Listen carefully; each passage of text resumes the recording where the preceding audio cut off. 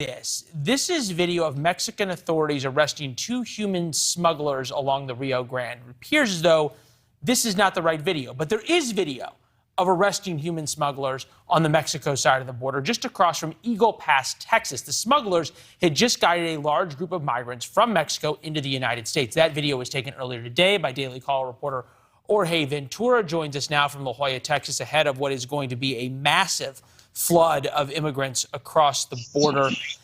How much are we to believe that the Mexican government is sort of paying lip service to stopping the cartels, but really allowing them to operate just because of how much money they can pay?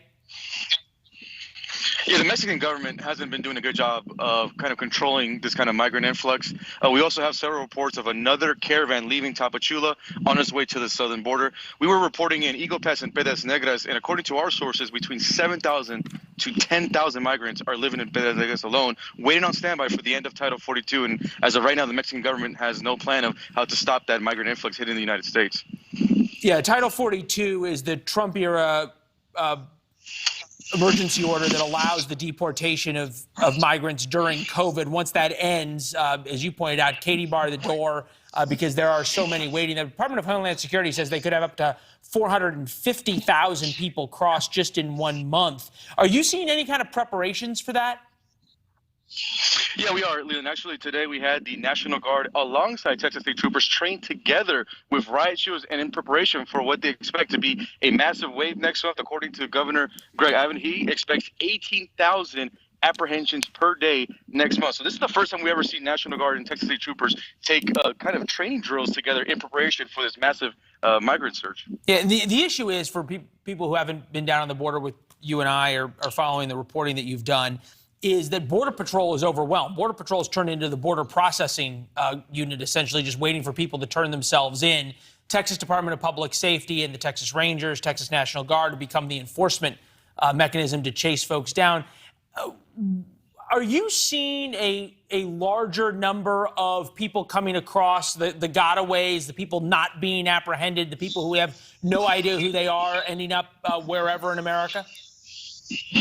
Yeah, so when I'm speaking with law enforcement, that's their number one concern is the gotaways that continue to come into the country. Right now, whether it's National Guard, whether Texas State Troopers or Border Patrol, they're all overwhelmed just dealing with the large family units coming in and the unaccompanied minors. Another huge area of concern here is, Leland, is the fentanyl that's making its way into the country. CDC even reported that for Americans aged between 18 and 45, fentanyl is a leading cause of death. So in the midst of Title 42 and the migrant surge, we also can't forget the opioid crisis coming in America and the amount of fentanyl coming in. The last number I got from Texas State Troopers is they seized up to 270 million legal doses of fentanyl, but it also makes you wonder all the fentanyl that they didn't catch that's now inside the United States.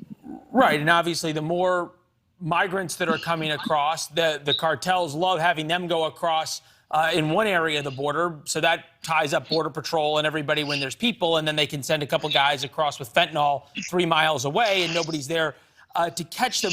What are you hearing from the Mexican side about the cartels? How much money are they making off of these folks? Are they sort of changing their marketing strategies for human smuggling around Title 42?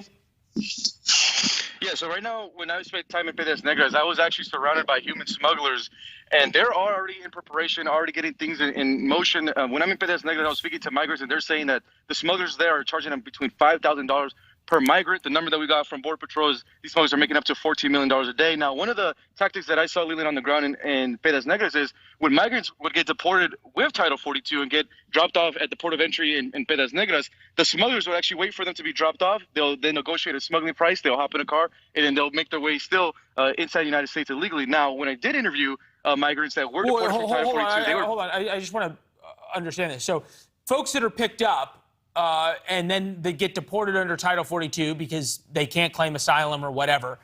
They're not the lucky ones get let out into the United States. The ones that you've talked to get deported across the bridge to where they came from, and there's just smugglers waiting for them to try again.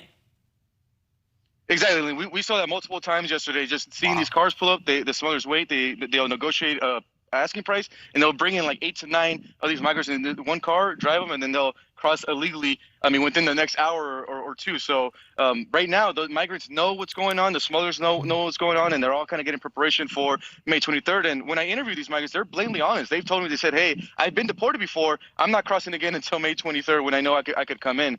So that's something to be kind of on the lookout for in this next 30 days.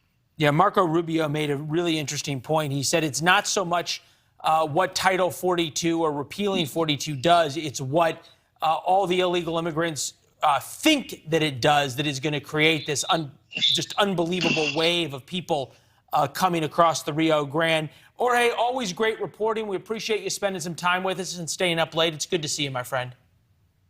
Thank you, Leland. Yeah, thank you. Thanks for watching. Click the red subscribe button below so you can get more of NewsNation's fact-driven, unbiased coverage.